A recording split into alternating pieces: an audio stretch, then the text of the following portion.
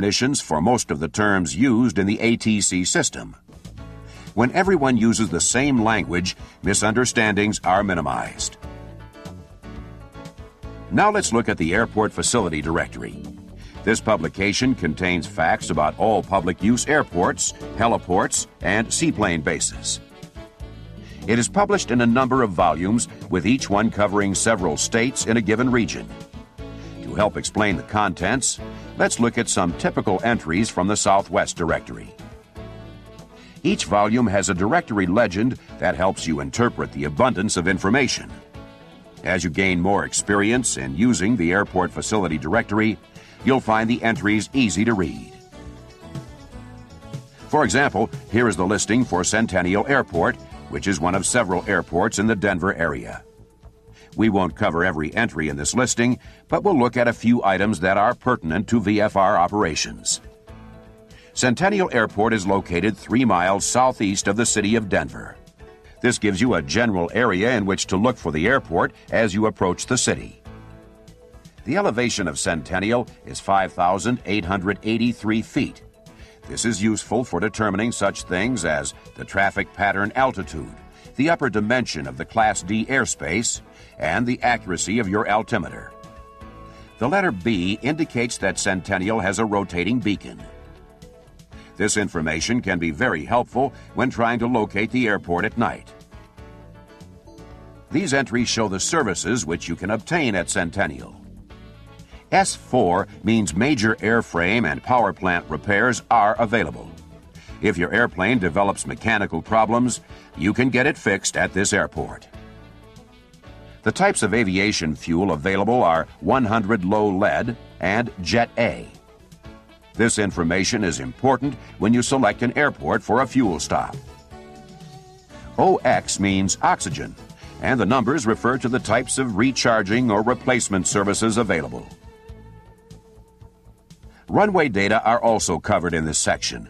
In addition to basic dimensions and lighting, it includes specific information about each runway. Runway 17 right, for example, has a right-hand traffic pattern. This is a very important fact that helps you anticipate pattern entry instructions from the controller. Obstructions are also listed, such as the pole on the approach end of runway 35 left. The Airport Remarks section contains operational information about the status and usability of the airport. For example, there is a caution about waterfowl on and near the airport. As you approach or depart the airport, you should remain alert for bird activity. A bird strike can severely damage an airplane. Some of the additional remarks that relate to Centennial are that the airport is attended continuously. There are men and equipment working on Ramp A. And there are noise abatement procedures. The remaining sections of the directory listing for Centennial include weather data sources, communications information, and a listing of the various radio aids. Under the listing for the Denver VORTAC is a note to see the special notices. This section of the Airport Facility Directory covers a wide variety of subjects that might affect your flight. Here is the entry referred to in the listing for the Denver VORTAC. The DME feature of the VORTAC may not be usable due to an overload of interrogations. This may influence your ability to use DME to locate Centennial Airport. A list of parachute jumping areas is included in another section of the Airport Facility Directory.